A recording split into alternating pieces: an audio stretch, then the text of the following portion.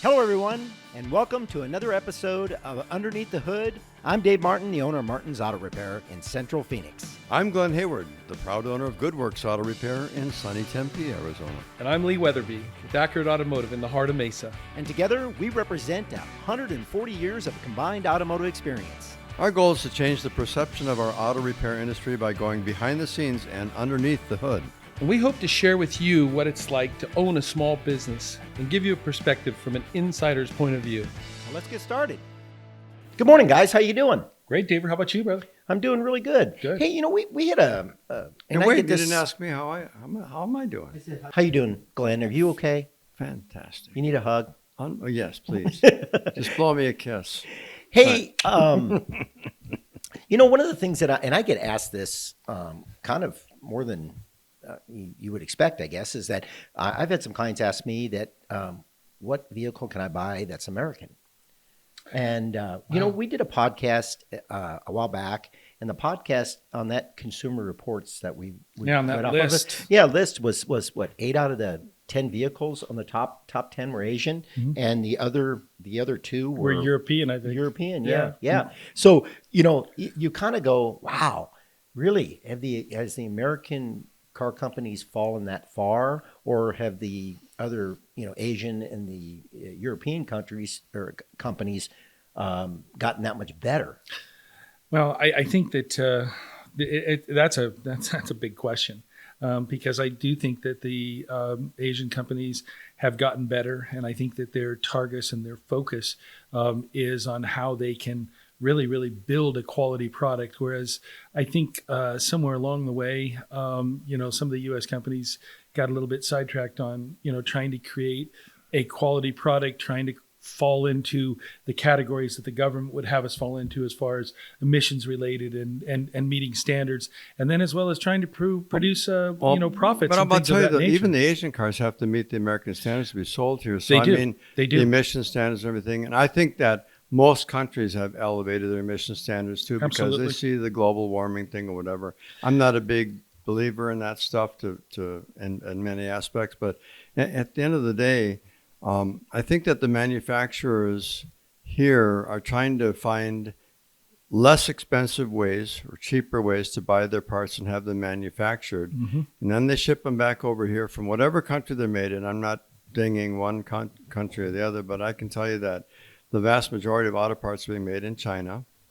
And the quality control isn't there that they have here in the United States. And I think that's a huge thing that has been a downfall of the American. They can make more profit by buying the parts cheaper and having them shipped here and but putting you them can't in. cut pennies out of nickels and expect to have quality on the other side. Well, Exactly. and then also too, the thing of it is the labor cost. The labor cost here, of course, the vehicles are, the cost of making a vehicle here is more expensive than it is over in, Japan or. I think it's something that there needs to be some type of a reset. You know what I mean? That we're not going to be able to enact or influence that to any degree. But the same token, if you really think about it, I think those are really valid points. You know what I mean? That we're looking for the cheapest. And I mean, guys, let's just use that for a quick segment just to say, are you going out and seeking out the cheapest part that you can buy to put on your customer's car? Absolutely. Are you? No. I'm not. No. We know that we're not. So in other words, it's probably not the premier practice. You know what I mean? Well, so let's answer the question though. The question was is what American car would you? I guess car or truck. I guess it doesn't matter. Yeah. What vehicle, American-made vehicle, would you recommend to your clients? The only and once again, that's a tough one, because I would have to start where we have so many times, and that is, what is your target for the vehicle? In other words, how long would you like to keep it? What is it being used for? That weighs in very heavily. It absolutely does. For instance, I have a Ford Edge. I think I mentioned that in another podcast. It's a 2018, and now it's like 105,000 miles on it. I bought it from a customer who overheated the engine, and for no apparent reason. It's not like the fan quit working or it ran out of antifreeze or something like that. I says, well, it's going to cost you, about $5,000. She says, well, I still owe $8,000 on it. Because I'm not going to put, $5,000. That's parts and labor, the motor itself plus. Yeah, you're really upside down at that point. Yeah. So she says, I still owe $8,000 on it. I says, well, I said, I might be interested in it. I said, how about if I pay off your note and I'll take the car. And she said, sounds great. Next day we did some horse trading, went down to the credit union. I paid off her car, and then because my daughter needed a car, and so I gave her my Kia Sorento. Regrettably, I actually loved that car, the Kia Sorento. I absolutely love that car, but I bought it too with a blown engine.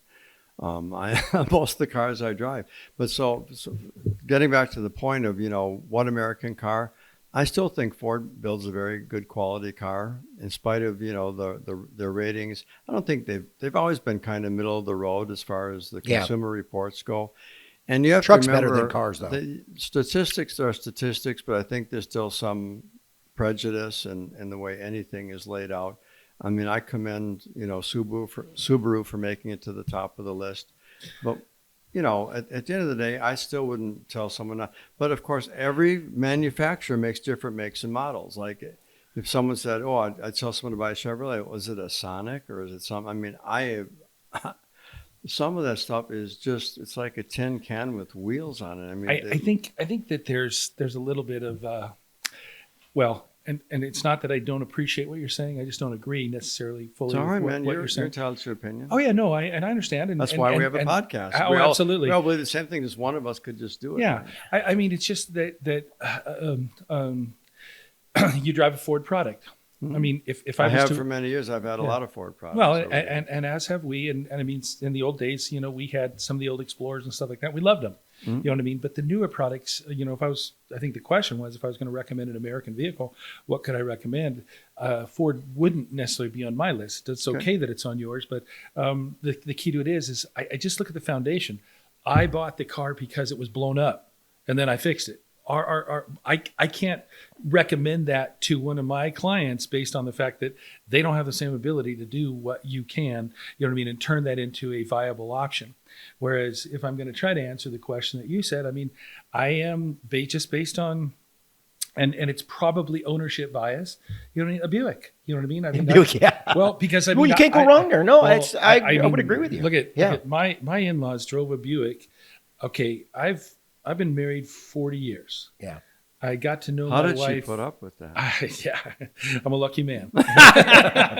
Well, mine too. I think all of us would agree on that. We've actually been together 46 years. If we counted our dating stuff, we were doing this the other day. She still like you? Yeah, a lot. Wow. Which is surprising. Yeah, really. But no, the interesting thing is that whole time, and I know many of you know the story about my Down syndrome brother-in-law, Jeffrey, but they always drove Buicks. I mean, literally from the time I met her and until the time that, they both passed, they had Buicks. And the key to it was we always had to keep them up and maintain them and everything else. And these folks were what I'm going to call the ultimate in grandparents because they traveled everywhere. I mean, literally, they were on the go. And these vehicles had 300, 270. I mean, during that period of time, I mean, they may have had 4 or 5 Buicks, but I mean, we're talking about a 40-year span, guys.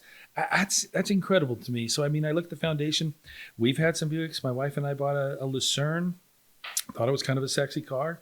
Enjoyed it. You know what I mean? Really, really loved it until we had the opportunity to buy a Lexus. And then, of course, just did that. But, I mean, if I was going to recommend an American car, I would say really give Buick a chance, give Buick a look because they're a good quality product. You know what I mean? Yeah. And I think that they're kind of on the verge of really, the one knock about a Buick is I've heard it before. Well, that's an old people's car. You know what I mean? That's an old person's car. It is. It's so funny. It does have that connotation. Yeah, well, my dad's 86 years old, and guess what he drives? A Buick. A Buick. Yeah. Yes. Yeah. No, it's the truth, and that was back then. That was the thing, man. You had a Buick, you had a car, and it's really kind of weird and kind of I couldn't wrap my head around it. Is that you look at Buick, and you talked about Buick, and Buick is what number? I think it was number 11 or something on the list, Okay. and Cadillac's like at the bottom. Yeah. And they're the same company. Well, it's General Motors. Yeah. You know what I mean? You would think that there would be some sort of a And Chevrolet's back down at the bottom of the list too. I mean, well, yeah, and then you look at Honda, and you look at Acura, you look at Lexus, and you look at Toyota, and they're all Grouped right there. up together at They're the all top. grouped up together. Yeah. It just blew my mind when I saw the the list, 22 on there, and how spread out the American cars are, and it's Right. from the same company. Right. You know what I mean? It's owned by one company, and you would think that there would be you would think as a company you'd look at that and go, wait a minute, what are we doing wrong here? When you look at the Cadillacs, for instance, Cadillac always has that luxury car, that status car. That was your status car, right? Correct. And Buick was the old person's car. It wasn't really a status car. Absolutely. But it was. It's obviously, according to this report, the Buick's a lot better car. Yeah, well, it's longevity and reliability. Yeah, I mean, that's absolutely. the smart money, or let's call it for the everyman dollar. You know what I mean? They were going to go after the Buick. You know what I mean? Yeah, that is true. It's always had that connotation, and to this day when I see.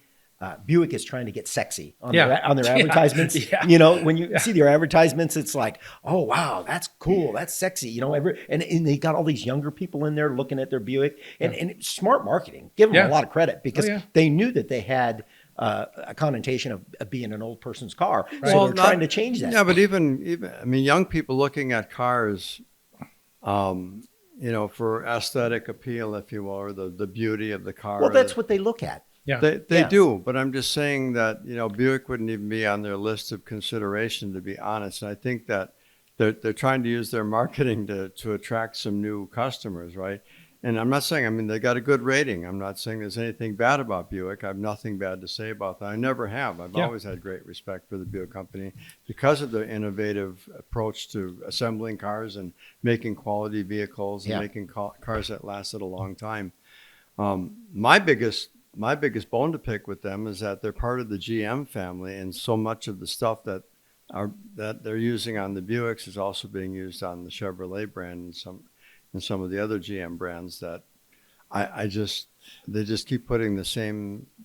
They're kind so of you're judging them by their cousins. But the interesting thing is, that's like saying you're going to judge a book by its cover, it happens cross line all over, and no matter which platform, even in the Japanese market, for example. If you really looked at Honda and Acura is the upline from Honda. We would call that, you know what I mean? They were the cut above. They were the sexy car. They were the one that has the Cadillac, the luxury line, if you will. You know what I mean? Yep. Well, the key to it is, and for a long time, Honda suffered a little bit, based on the quality that we could see coming out. But they sell them 10-1 now, Honda over Acura. Because now what's happened, it's flipped. The script is flipped. Yeah. You see what I mean? And yet, like to your point, they're cousins. They should be sharing the same thing. They do, but not everything. Because see, Acura has its own series of engineers. Honda has its own series of engineers. It's a pride thing. It is. And the same thing is true within the But that's good that General there's Motors competition. Company. I believe so too. It makes each brand better. But I want you to think about one thing, and this is something that we've kind of belabored and talked about a little bit, and I think it's important that we bring it back. How hard is it to get to the top of the mountain? About the hardest thing there is. Yeah. But Especially what's harder? What's harder? Staying there. Yeah. You know what I mean? And here's the thing. Yeah, Buick has not only climbed the mountain, they've remained closer to the top than ever being on the top and now being, a throwaway. You know what I mean? Right. Like Cadillac or some of the other, General Motors brands. And that's shocking. I mean, Cadillac used to be their premier brand. Yeah. But not necessarily because it was the best car to me, but it was their premier brand. If you drove a Cadillac, it was a status thing. That's what it was. It's just pure status. It was a status thing because every celebrity, everybody, if they drove a Cadillac, you've arrived, Yeah, right. It really didn't have anything to do necessarily with the quality of the vehicle overall. Well, or its longevity, because they bought a new one twice a year anyway. It didn't make any difference. It was a status thing. I'm one of those simple people that, you know what, and I look at things like this. When clients bring brand new cars into me and they tell me they push the button, it does this, they push the button, it does that, they flip this lever and it does that. All I do is just go, that's going to cost a lot of money when that breaks. What's interesting is Buick was one of the first cars that had the push button shifter in the dash. Yeah. Dodge did it. To start. That was true. And then the park thing, you slide it over like your heater, to make it hot or cold. That was your park lever. It's like, what the hell did they do that for? You know, Yeah, it, yeah. it And didn't now- make and a now lot of it's- sense, now but it's it was become more innovative. standard than, It was you know. innovation. Yeah. It was innovation. Oh, yeah. People Totally. bought stuff because it was cool, not because it was necessarily functional or Yeah. aesthetically beautiful. Sure. Or, And you know. here's the unfortunate thing about this whole podcast in talking about this is that there isn't too many American cars that we can recommend to our clients. Well, and now I'm going to go. I want to delve into something that I think is vitally important. You know what I mean? But I want to hear what your choice is first. I mean, what of the American cars? What would you recommend? Well, I'm kind of with you. And now, if we're talking about a car, I would say Buick. Yeah. I'm on board with you. Yeah. They still make a decent car. Right. And then if you're going to go with a truck, I drive a Ford truck. Wait, what about your Flex? Your wife drives a Flex. You know, in the Flex, they stopped making that. Yeah. They don't make that anymore. There's a reason. And but I'm going to tell you, it's been a good car for us. Yeah. That Flex has been a really good car for us. Now that was the segue that I was looking for. But Yeah. It's but been their a good deal car was for us. So Yeah. watch this, you guys.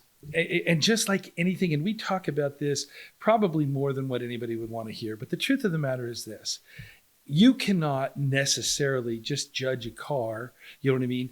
And without individualizing it, you just like can't tell all people are this or all people are that. You know what? If you get a well-maintained, General Motors product or a Ford product or whatever the case may be, that vehicle has the potential to last just as long as a Honda or an Acura, or a Subaru or any other vehicle that's out there. The key to it was the maintenance and care that was taken, the appreciation, for the product itself. And part of that was the way they trained their customers too. That's correct. But see, you See, guys are Chevrolet and perfect Ford case says, in "Oh, you points. buy our brand, and you just drive it, and when it occurs to you, and the light comes on to change the oil or Well, whatever it tells you to do it." But I think you're you right. said this. I think you said this last The time. training of the customer has everything to do with how well that vehicle is going to be not only maintained, but how long it's going to last. And that's why, listen, guys, we ask our customers to come in before they buy a car, whether it's used or new, and bring it into us so we can check it out. Correct? Right. And Yep. and why do we do that?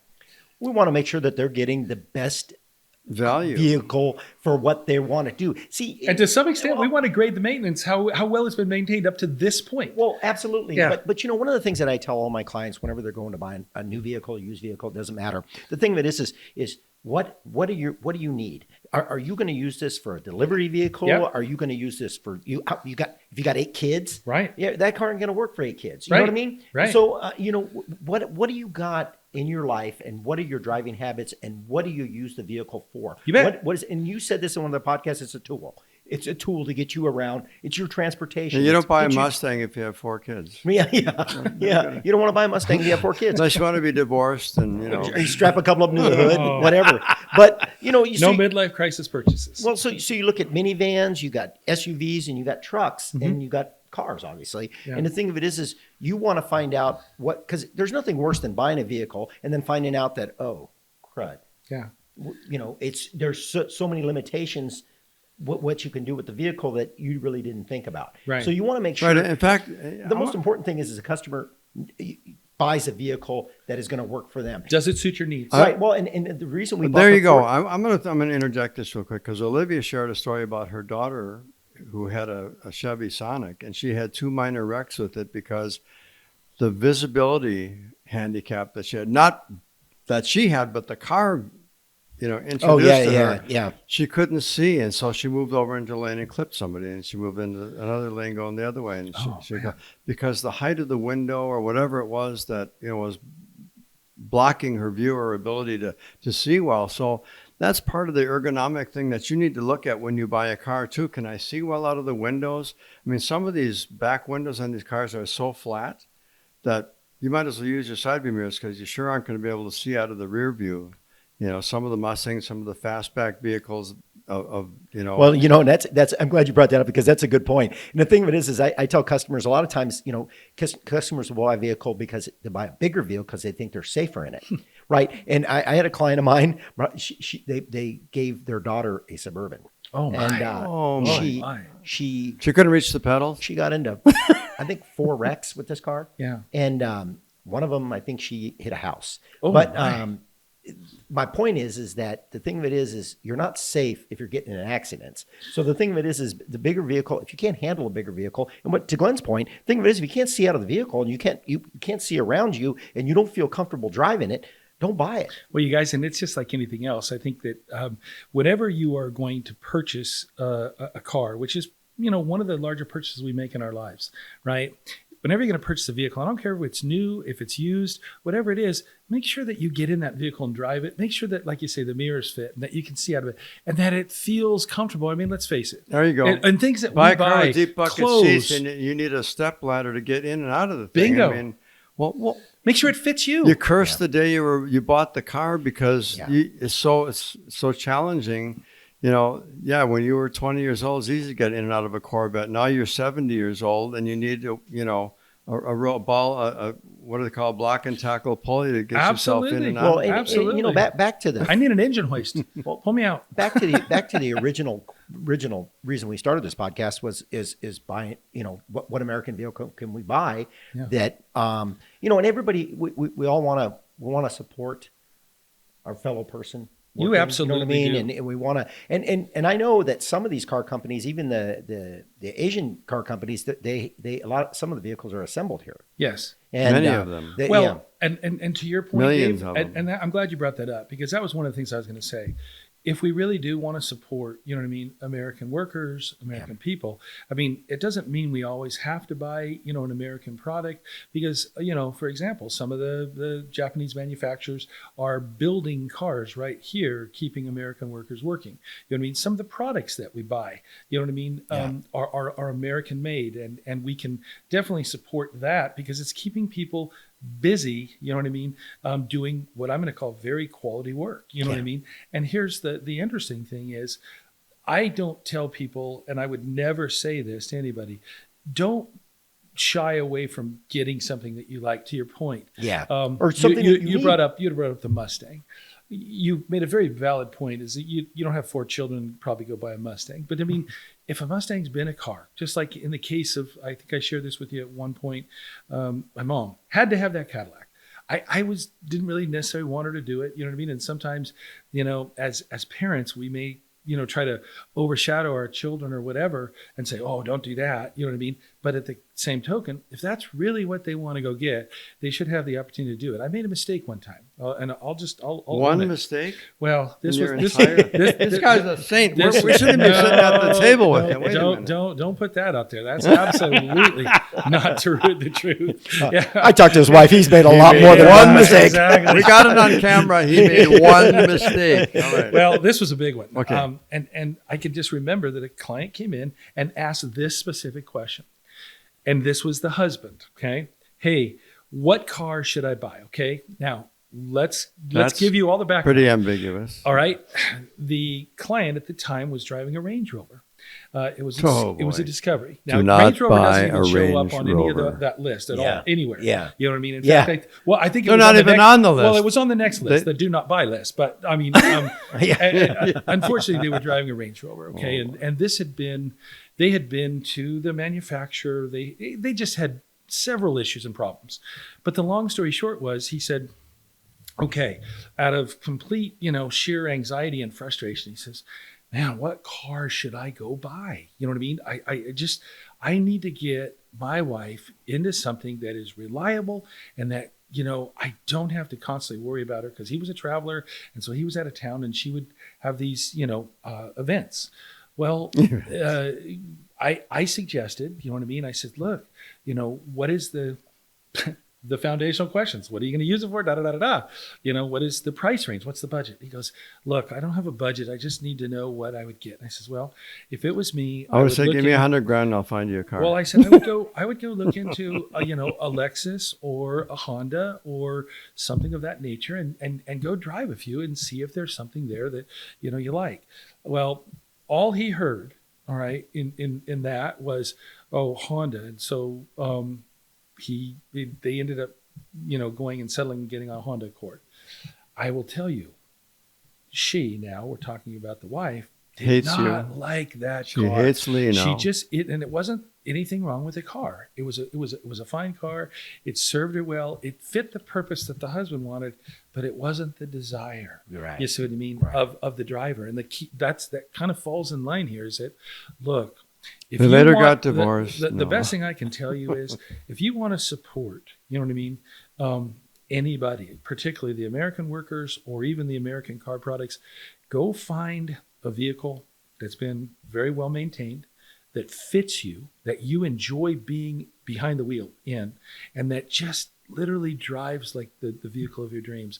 And then take it in, get it inspected. You know what I mean? Right. Have it really looked over thoroughly. Let's see, and make sure that it's Well- had the maintenance done. And then I'm going to tell you, forge ahead. You know what I mean? Don't be fearful because some list said that this isn't quite as good as that or this. Every car is a little bit different. You know what I mean? Every car is just a little bit different, just like people. And the key to it is, it doesn't mean that you can't get good ones. It Well- just means that the statistics show us that probabilities tell you that you may have these things, but as long as you're willing, once again, you talked about having or I think it was your wife that talked about having a vehicle. It happens to be a Japanese vehicle, right? That had the worst transmission known to man. Mhm. But you guys are over almost 200,000 miles now.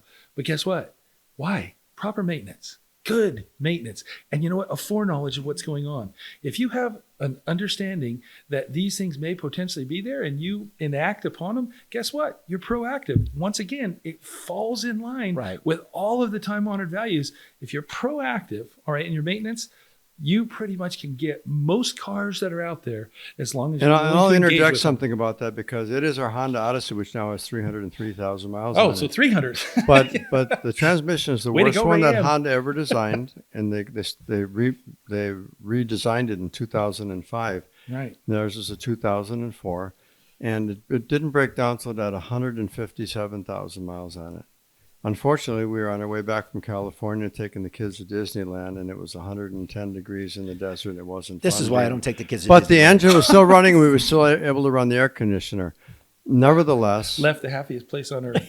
Nevertheless, Should've after the car sat for a minute, we were able to drive it to a gas station because it literally was throwing Get it. transmission fluid out the overflow tube. Wow. And so I That got was- it that over was there, common. put a couple of quarts in transmission, drove it all the way back to Phoenix. And we were still in California. We were right on the border. Well, Wow. and I guess the bottom line, guys, is, and we'll wrap this thing up here, is that that we all agree on one thing, that no matter what vehicle you're going to buy, you want to buy something that fits your family's needs, fits You your bet. personal needs, and you feel comfortable driving. I guess that's the key right there, is you feel comfortable driving it, and you like driving it.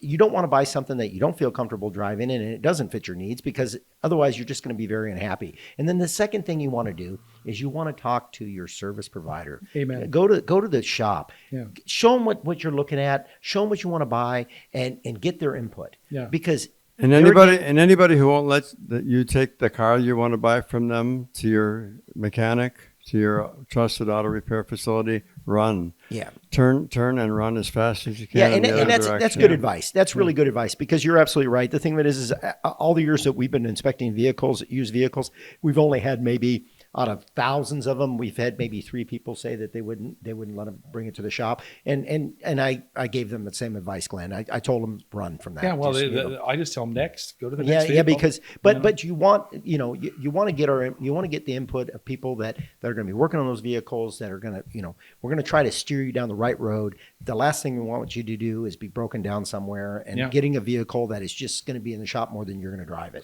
I think it's important, like you say, with all those things you were talking about, don't get list locked. You know what I mean? Yeah. Don't let some list decide, what vehicle that you should buy or not buy. Don't get list locked.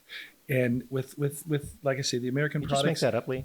List I lock. I know it just came. I guess I don't know. It's kind of like it was- ergonomics. Right? Now we're going to go back to that. Oh, jeez. Which I don't even know what that means still. But, Well, when you get some time, Google that. yeah, I probably should. I'm gonna have to, I'll depend spell on it my out for vocabulary. you when you're ready. Okay. The real truth, though, is once again, I hope that people will buy what they want, and remember, that's how you really take control, of the buying experience. Get what you want, and then take it to a trusted provider, allow them to inspect it, and then kind of guide you. Yeah, what give I you the mean? information. But owning the wrong car can be like a bad marriage. Oh, it really You can. picked the wrong one. Oh, it really can. Or they picked the really wrong one. And it can be a very horrible experience. Yeah.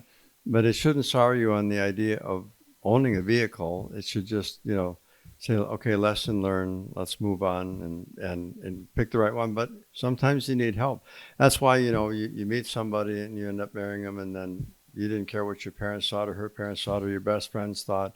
And they would have all said, wrong person, whether it's the guy or the girl, doesn't matter, And you go ahead and do it anyway, and then, oh, crap, lesson learned. Your wife just knew you were a fixer-upper. That's why she married you. Absolutely. She figured she wanted a project. She just puts a nickel in me and winds me up, and away I go, But Well, to wrap this thing up, what I just yeah. thought of? What? And this may or may not be appropriate, so I hope it is. But probably the not reality if of you're is saying it. If you want to support, American, Yeah. you know what I mean? Yeah. Then I think what you should do is you should find a car you should, decide that you like, and then you should bring it to one of our shops so that, we can help you, guide you through Absolutely. the process. Yep. You know what I mean? We do it And every then- day. Yep. Absolutely. And then we can let you know, yes, you should pursue this, and this is how you should go about it, and go from there, and let us really, really help you have that experience that you expect, so that you don't wind up with the adverse, like you're talking about, Right. that thing where you buyer remorse and you go, oh my word, what did I do? And You hate the day and you I were don't know about you born, guys, but I let alone the like car. driving. It's and you want to have that. You want to have a good experience when you're driving down the road. You want a vehicle that you feel comfortable in.